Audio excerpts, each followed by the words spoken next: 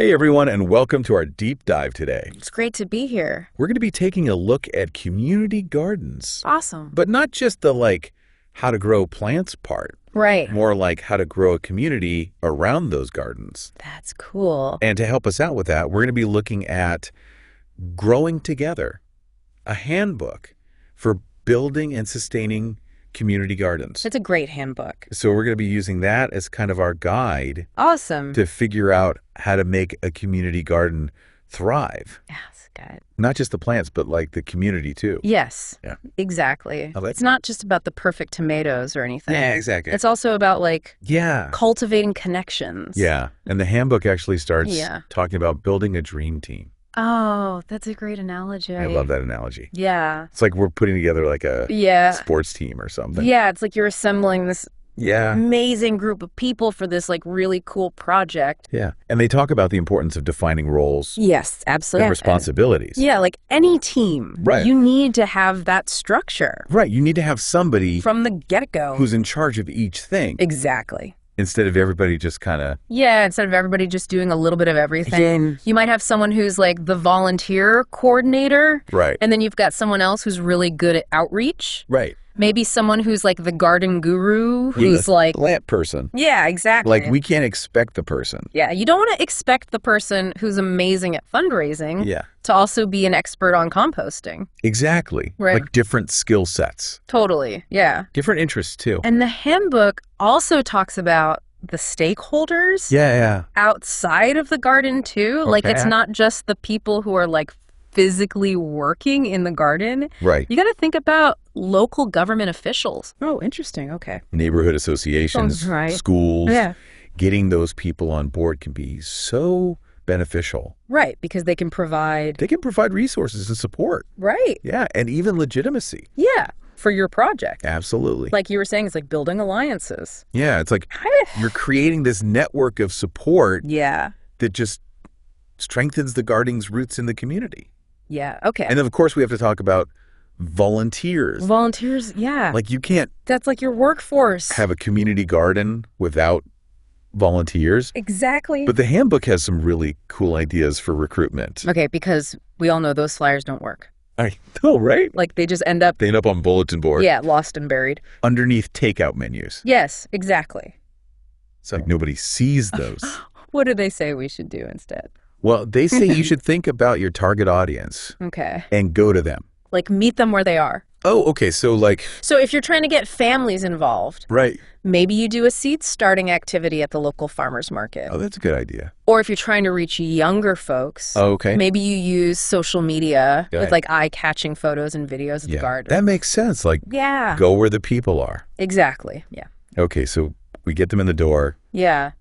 How do we keep them? Oh, well, that's where recognition comes in. Uh, The handbook is all about publicly celebrating Okay. volunteer efforts. Oh, yeah? So instead of just saying thank you, Yeah. imagine hosting a potluck Oh, fun. where everybody brings a dish made with ingredients from the garden. Oh, I love that idea. Right. That's so cool. It's like a delicious way to Yeah, show appreciation. yeah, and build camaraderie. Exactly. And it turns that simple thank you into a shared experience. Yeah, and it's also good advertising It is. for the garden. Like, look at all this amazing food. Yeah, exactly. Bro. And then, Yeah. even with the best team in place, Yeah. you got to get the word out about your amazing garden. Yeah, you got to advertise. Right. So let's talk about outreach Okay, and communication strategies. I'm ready. So one of the things that the handbook talks about Okay. is the power of storytelling. Oh, okay. So instead of just like Yeah. dry facts about your garden. Yeah, like we grew Right, exactly. this many tomatoes. We produced this much food. Right. Share heartwarming anecdotes Oh, okay, so like, that capture the essence. give me an example. Like, okay, so maybe it's a story about a volunteer Right. who like discovered a passion for gardening through Right. the community garden. Yeah. Or maybe it's a story about how the garden brought together neighbors Mhm. who'd never even spoken before. I like that. Great. Yeah, that makes it It makes the garden come alive. more human. Yeah. Yeah, exactly. And those stories can be shared in so many ways. Yeah, how so? You can share them on social media, Oh, yeah. blog posts, Yeah. local newspapers, Yeah. newsletters. Oh, yeah, great. All sorts of things. And the pictures, too. Yes, the visuals are so important. Right, like a picture's worth 1,000 words. Exactly. And the handbook talks a lot about that. Yeah, they're big advocates for embracing the digital world So like when it comes to community gardens. using social media Yeah, use social media. and websites and things like that. Websites, online platforms. Uh-huh. You can post pictures of blooming flowers, Yeah. time-lapse videos Oh, yeah. of vegetables growing. Those are cool. Right. Yeah. Maybe even live streams Oh, wow. of workshops or events. That's really cool. Right. So it's all about bringing that garden to life online. Yeah. It's like giving people a virtual experience Exactly. of what's happening. Exactly. Okay, so we've talked about like Yeah. getting the team together, Like- getting the people in, getting the word out. Yep. Now let's talk about Yeah. education. Yeah. Like you were saying earlier, The living classroom. the living classroom. It's such a beautiful concept, isn't Yes, it? It is. Yeah. Yes, It's yeah. about moving beyond just like teaching gardening skills. Yeah. It's about like fostering this Yeah. deeper understanding of the natural world. Okay, so how do we do that? Well, the handbook emphasizes hands-on learning. Okay, I like that. So instead of just like lecturing people about composting, Right. you have them build a compost bin, Well, yeah. turn the material, Yeah. witness the decomposition process firsthand. Yep. It's all about like that direct experience. Yeah, that makes it more real, more memorable. And you can tailor these hands-on experiences Oh, okay. to different age groups and interests. Okay. So you could have like a workshop for kids Okay. on planting seeds, or a class for adults on pruning techniques, or even a session on identifying beneficial insects. Oh, that's a good idea. Right. It's Yeah. all about making learning accessible and engaging. Yeah, and fun. Yes, and fun, of course. Yeah. Because if it's not fun, nobody's going to want to do it. Exactly. But remember, environmental education goes beyond just teaching people how to garden. Oh, okay. It's about fostering a deeper connection to the natural world. Okay, so like how all of this is connected. Yes, exactly. Yeah. So the handbook suggests you can incorporate activities Yeah. that highlight the interconnectedness of things. Okay, so So for example, a workshop on building birdhouses oh, okay. or creating a pollinator-friendly garden bed. Right. So it helps people see Yeah. the garden as a microcosm Oh, yeah. of the larger environment. Right. So it's like all part of Exactly. the big system. It's all connected. Yeah. And when people feel connected to nature, Yeah. they're more likely to care for it, protect it, Yeah. and make choices Yeah. that support its well-being. So it's about planting those seeds It is. of environmental stewardship Yes. and responsibility for our planet. Absolutely. Okay, so we've talked about all this work Yeah. that goes into the garden. Uh-huh. How do we celebrate it? Oh, well, the handbook Yeah. encourages community gardens Yeah. to host events and celebrations Okay. that bring people together Oh, yeah. and highlight the abundance of the garden. Yeah. So think about seasonal festivals, Okay. maybe like a spring planting party Oh, that's fun. or a fall harvest celebration. Yeah. Imagine a potluck dinner Oh, yeah. where everybody brings a dish made with ingredients from the garden. That's cool. Right? It's a celebration of the garden's bounty Yeah. and a chance for people to share their culinary creations. Yeah, like look what I made It's from an our garden. accomplishment. And it reinforces that sense of shared ownership Yeah. and accomplishment. So we have those seasonal celebrations. Yeah. What about just regular Oh, yeah. The handbook also talks about those Right. regular community building activities fun? that bring people together Oh, throughout so- the year. So like what kind of things? Well, they encourage gardens to think about Yeah. what resonates with their community. Okay. So maybe it's like a movie night under the stars, Oh, that's fun. or a gardening-themed book club, Oh, that's cool. or even a friendly competition for the biggest zucchini. Oh, I like that. Right. Yeah. It's about creating those shared experiences Yeah. that bring people together. Yeah, and foster that sense of belonging. Exactly. Yeah, it seems like this handbook It does. really emphasizes that community engagement piece. It does. It really highlights the power. And that education piece Yes. really transforms a garden It does. into something more. Absolutely. It's about understanding that a successful community garden Yeah. is about so much more than just growing plants. It's about growing It's community. about cultivating connections, Yeah. nurturing knowledge, Yeah. and inspiring Yeah. a shared sense of stewardship. Yeah, this has been a great conversation. It's been fun. I'm feeling very inspired. Me too. But before we get too carried away, Okay. we're going to take a little break, All right. and then we'll come back and we'll talk about some real-world Yes. examples of how this is done. I'm excited for that. Awesome. Sounds good. Welcome back. I'm ready for some examples. Yeah, let's dive into some real-world examples from the handbook Okay. of how these ideas are actually being put into practice. I like that. Yeah. So Chapter 7 is all about these case studies Okay. of different community gardens Cool. around the world. Awesome. So let's start with an urban example. Okay. The Brooklyn Grange rooftop farm in New York City. Oh, yeah. I've seen pictures of those. They're so cool. Yeah, those rooftop gardens that Yeah. are amazing. They're incredible. Yeah. They've taken these concrete spaces Right. and turned them into these lush oases. It's amazing what they've done It really is. with that space. It's a testament to the power of innovative thinking. Yeah. They're one of the largest rooftop soil farms in the world. Wow. They're producing a huge variety of vegetables, honey, Wow. even eggs, Right in the middle of a city. right in the heart of the concrete jungle. That's so cool. It's amazing. It shows that you can... It shows that even in the most densely populated urban environments, Yeah. you can still create these pockets of green Right. that provide fresh food, Yeah. connect people to nature, Right.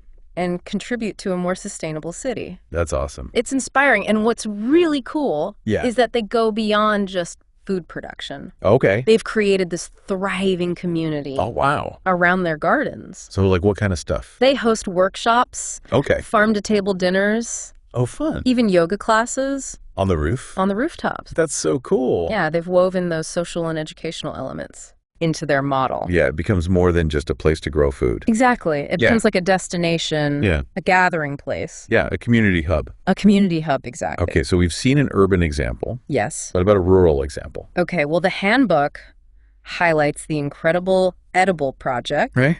in Todmorden, UK. Okay. And their approach is so unique. Okay, how so? They've essentially turned their entire town into an edible landscape. Oh, wow. What does that mean? So they're planting vegetables in parks, Okay. along sidewalks, Huh. basically anywhere there's a bit of soil. So, like, I could just be walking down the street You could be walking down the street and pick a tomato. and pick a tomato. That's awesome. Yeah, they're breaking down those barriers Yeah, between public spaces Yeah. and food production, I like that. making fresh produce accessible to everyone. Yeah, that's so cool. It's amazing, and it sparked this ripple effect, Oh, wow. inspiring residents Yeah. to start their own gardens. And it's transformed Todmorden Yeah. into this vibrant, food-focused community. It's amazing how, like, Yeah. one little thing One small idea can have such a, can blossom big impact. into something so impactful. Yeah. Okay. So that was a rural example. Yes. Now give me another example. Okay, well, let's look at the Beacon Food Forest Okay. in Seattle, Washington. Okay. This project is really cool Right. because they're committed to permaculture principles. Oh, yeah. Permaculture. Yeah, remember we talked about that? Yeah, we touched on that earlier. And they're creating this truly self-sustaining ecosystem. Oh, wow. So how does that work? So they've designed the food forest Okay. with multiple layers of vegetation, Okay. kind of like mimicking a natural forest. Okay. So you've got tall fruit trees, Okay. and then underneath you've got berry bushes, Okay. and then on the ground you've got edible ground covers.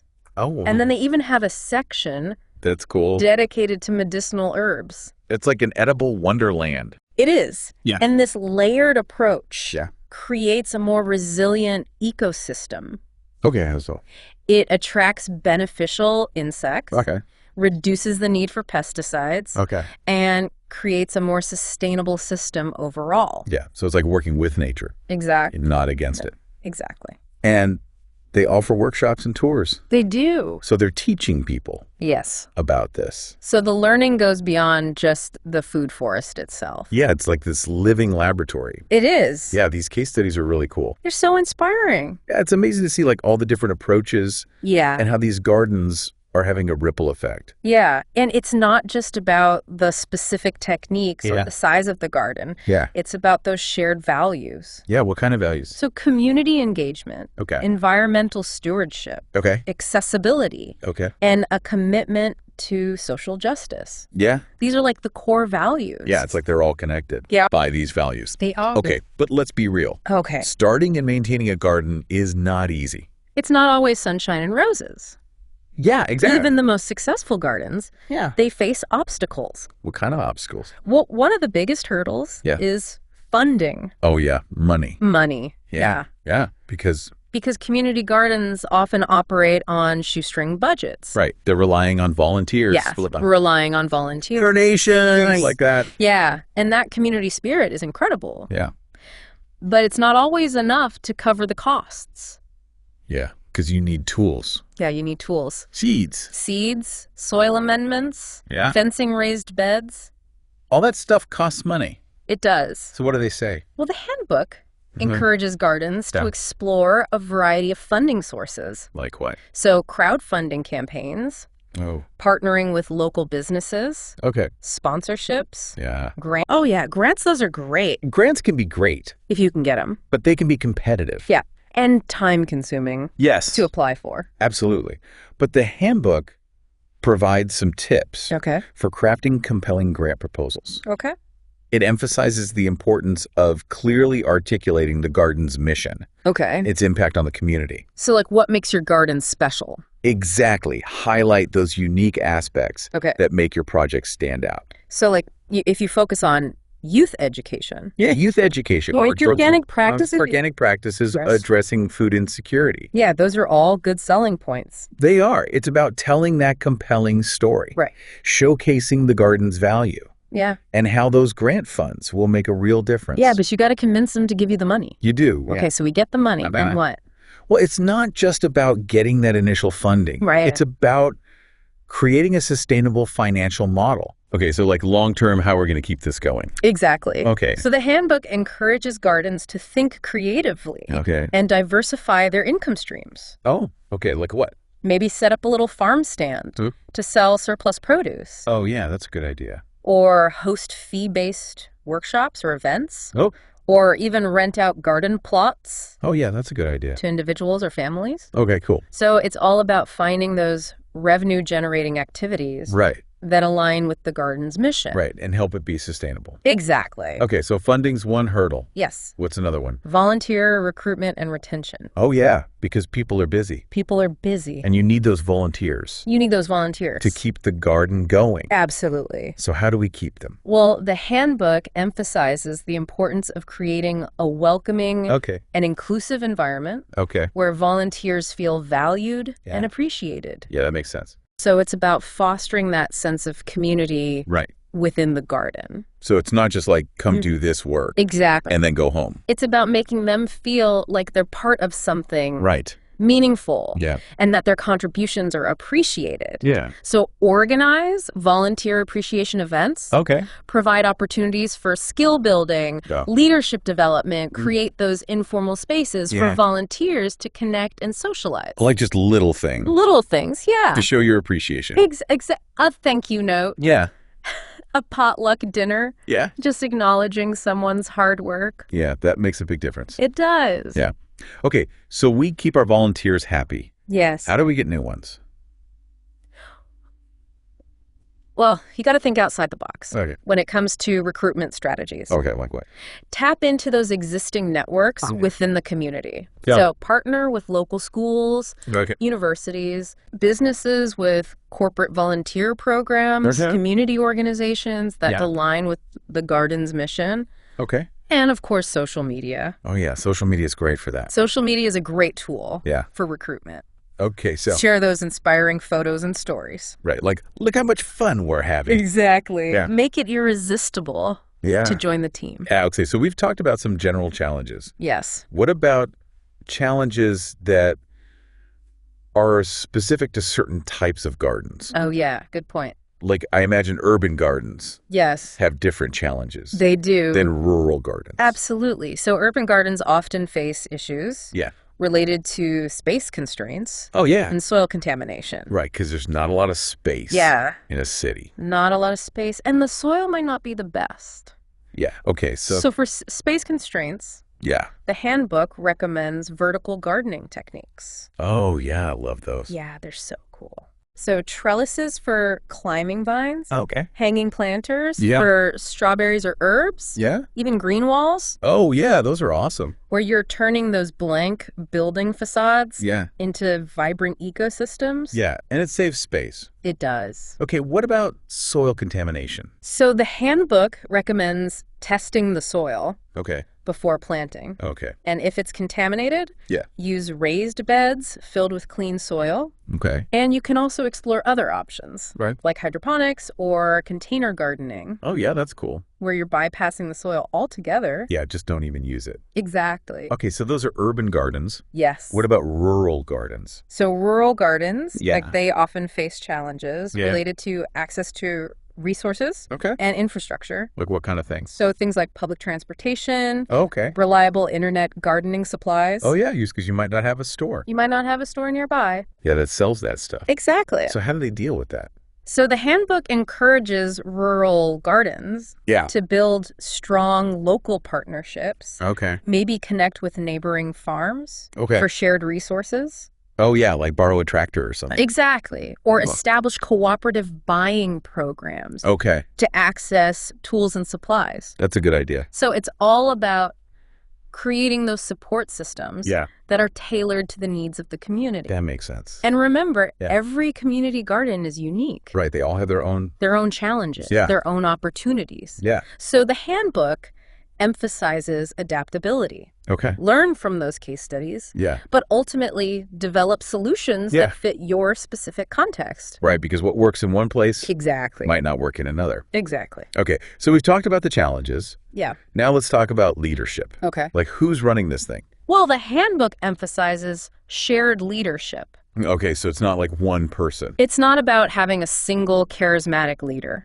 Huh? It's about empowering multiple individuals Okay. to take on leadership roles. Oh, okay, so like everybody's a leader. Everybody has the potential to be a leader, Yeah. and they share those responsibilities. Oh, okay, I like that. Yeah, so it creates that sense of collective ownership Yeah. and shared decision-making. And then everybody feels like they're part of it Okay. and they have a voice. Exactly. Okay, so how do they do that? Well, they suggest a variety of approaches, Okay. from informal rotating roles Okay. to more structured systems with Yeah. elected committees Yeah. or a board of directors. Okay. So it's about finding a structure that fits the Yeah. size and complexity of the garden, Yeah. as well as the preferences Yeah. and dynamics of the community. Right, because one size doesn't fit All. in this situation. Exactly. And effective leadership is about more than just structure. Okay, so what else is it about?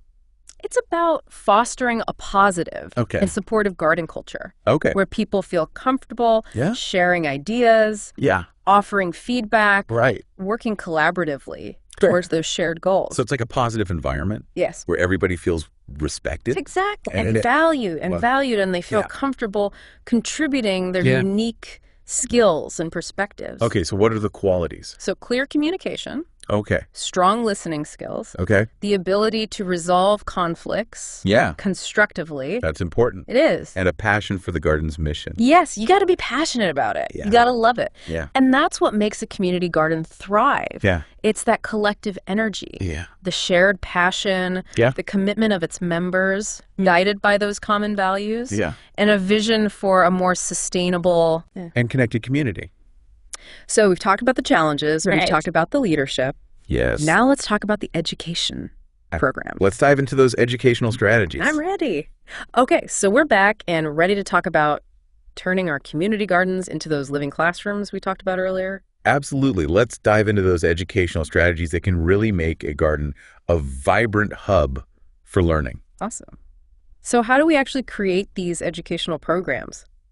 Well, the handbook really emphasizes hands-on learning. That makes sense. It's about getting people involved in the doing. Yeah. So instead of just talking about composting, Yeah. you would have them actually build a compost bin, Ooh, like that. layer the materials, Yeah. and witness that decomposition process firsthand. So they can see it happening? Exactly. They're not just reading about it in a book, they're actually experiencing it. Yeah, that's a good way to learn. And you can tailor those workshops Okay. to different age groups and skill levels. So like what would be an example? You could have a little Sprouts program for young children Okay. where they learn to plant seeds and care for seedlings. Wow, that's cute. Or a teen growers club Okay. where teens can explore more advanced techniques. Like what kind of techniques? Things like grafting or companion planting. Oh, cool. And of course, workshops for adults who Yeah. want to expand their knowledge Yeah. or learn about specific topics I like that. like permaculture or organic pest control. Yeah, there's so much to learn. There really is. It's like a whole curriculum. It's a whole world of knowledge just waiting to be explored. Yeah, and it's not just about learning from experts. Oh, right. Like you could have a workshop Yeah. where grandparents teach their grandchildren Oh, that's a beautiful idea. about traditional gardening methods. It's a wonderful way to bridge generations and share that knowledge. And create connections. Absolutely. Speaking of connections, Yes. let's talk about visuals. Okay. I'm a visual learner, Me too. so I really appreciate like diagrams and charts and things like that. Visuals can be so powerful. Yeah, so how can we incorporate that into the garden? Well, you can use signage creatively. Okay. So instead of just a basic label with the plant's name, Yeah. think about adding information Okay. about its ecological role Okay. or its cultural significance Yeah. or even its culinary uses. Oh, that's cool. So it's like Yeah. more than just a name. It's a story. Yeah, It's a connection. I like that. And you can also create themed garden beds Okay. that demonstrate specific concepts. So like what would be an example? You could have a pollinator paradise bed Okay. filled with flowers that attract bees and butterflies. Oh, that's pretty. Or a companion planting bed Okay. that shows how different plants can benefit each other. I like that it's like Yeah, a living example. exactly. It's turning the garden into a living textbook. I like that. And don't forget about other visual aids, Okay. like charts, diagrams, or even murals Yeah. that can enhance those workshops Yeah, it makes it more fun. and make the learning more engaging. Yeah. So we've talked about like the hands-on, we've Yeah. talked about the visuals. Yes. What are some topics that we can teach? Oh, the possibilities are endless. Give me some examples. So soil health composting, organic pest control, Okay. water conservation, seed saving, Yeah. even garden design. Okay, so it's like a whole, It's a comprehensive curriculum for gardening. but it's not just gardening. No, it's not just gardening. Like we could branch out You could branch out. into other areas. Yes, Like like so herbalism, Okay. ethnobotany, Oh, is the it? art of nature photography. Oh, it's cool. You could have a workshop on making herbal salves Oh, I'd like that. or tinctures Yeah. or a photography class Yeah. where participants capture the beauty of the garden. Yeah, through different lenses. Exactly. That's awesome. It's about using the garden Yeah. as a springboard for lifelong learning I like that. and exploration. And we can also partner Yes, partnerships are key. with other organizations. Yes, reach out to organizations Yeah. that align with your educational goals. Okay, so like who would we partner with? You could partner with a local school Okay. to create a garden to table program I love that. where students learn to grow, Yeah. harvest, Yeah. and prepare their own food. And then they get to eat it. Exactly. And it connects the garden to the curriculum Yeah. and gets kids excited about healthy eating. Yeah, I like that. And you could partner with a library to host book clubs or storytelling events Oh, wow. with a garden theme. Yeah. Or collaborate with an environmental organization Okay. to offer workshops on topics like native plants or water conservation. Yeah.